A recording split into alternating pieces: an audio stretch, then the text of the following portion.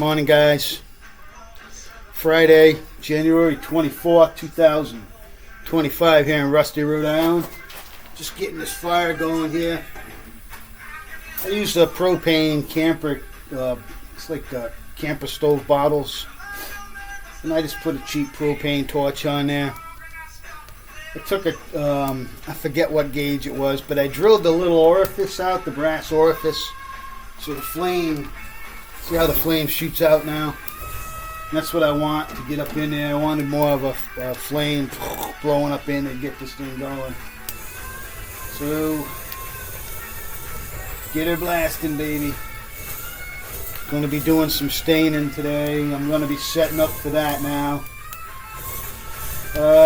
Had company yesterday. Pretty much stayed in the house. And she cooked up some roast beef. Oh, man.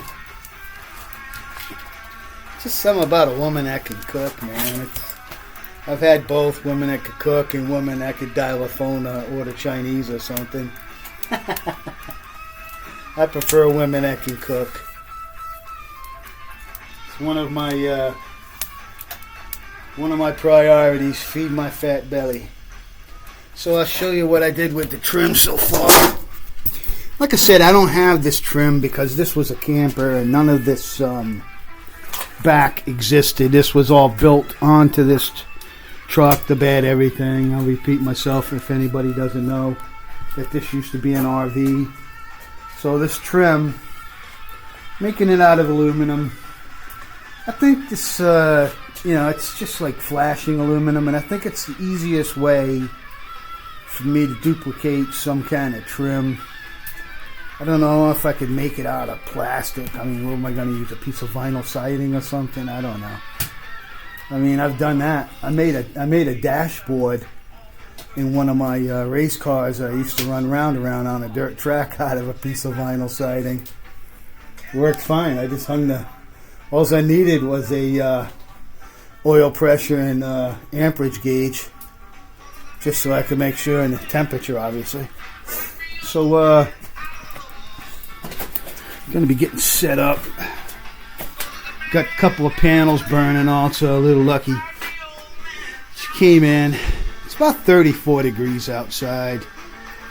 Look at her. She's getting kind of... See her eyes? Did you see how her eyes... She's going to lay down. She's going to lay down. I know she don't want to, but... Alright, guys. So I'm going to get set up to get to doing some staining here. Alright, let's protect the front of the van truck from my sloppiness.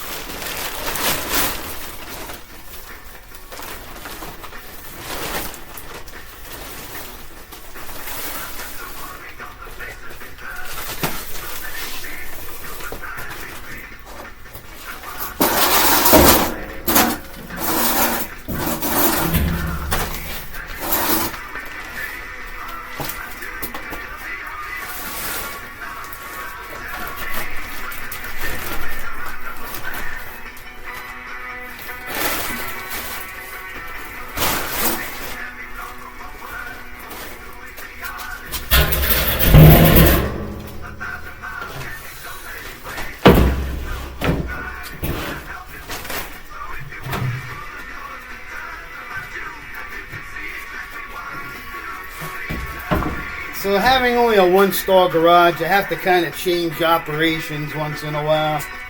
And I'm trying to keep this out of the weather. I had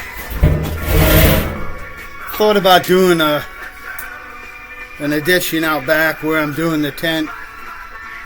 And I didn't do it because, quite frankly, I figured I would just end up filling it up with more junk. But now I'm learning to adjust my hoarding ways and throw stuff away for the first time in my life. When I left Virginia, I literally had 2 full containers, the shipping containers, filled up with auto parts. I used to get a lot of cars and I'd take the starters, the alternators, the everything that was good that I thought I could resell, wiper motors, things like that. I'd label them stick them on a shelf. I had a Chevrolet, Ford, Buick. Had sections for them. Things that turned over quickly were brake calipers, alternator starters. If they worked, I'd put them on the shelf. I would test and put them on the shelf. And I never tried to sell anything. I would tell the customer I can buy it new or I could put a good used one on there. Here's the prices, and people made their choice. And if it worked a week and the starter went bad, I wasn't a jerk. Because I never like to lose a customer over a sale. I would literally just go to their house and change it right in their driveway, whatever, if I could, I didn't.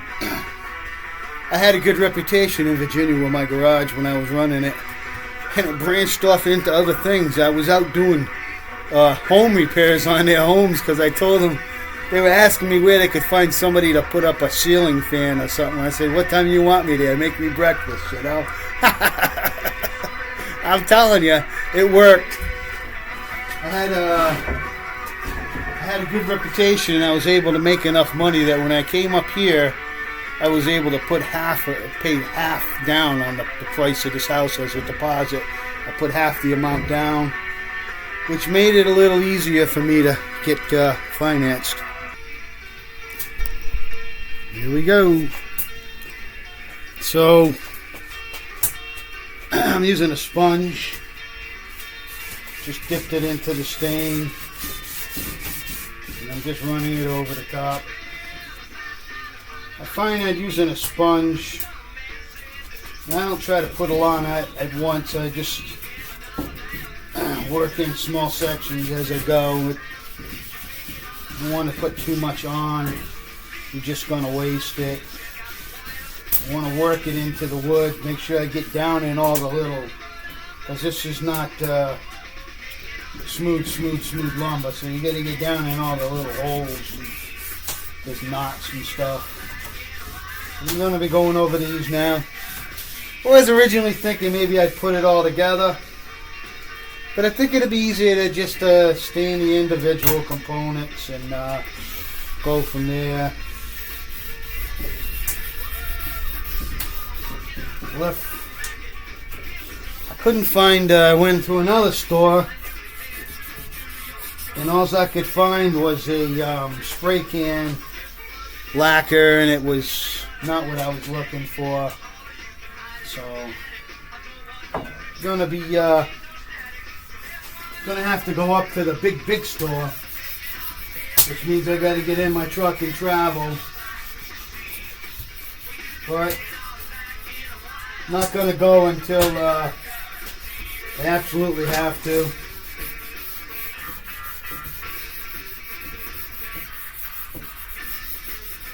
So the sponge works really well to contain it, and then let's see how. Show you what I mean. When I'm just rubbing the surface, but when I squeeze it, like in this area right here where there's a cut down a little bit, I can just kind of squeeze it and get down in those little holes that are so hard to get to. So the sponge, then you just kind of wipe it over again and it clears it down. So not in a rush, just going to take my time and go over these and make sure I get it all. See what's going on here in Rusty, Rhode Island, guys. It's I can't touch it. This is the third glove. Like the first two just ripped up to shreds when I tried to put it on. They're cold and my hands are fat. I'm not going to use this one. I'll get stain on my head. Out from Rusty, Rhode Island, guys. See y'all in Bad Chat.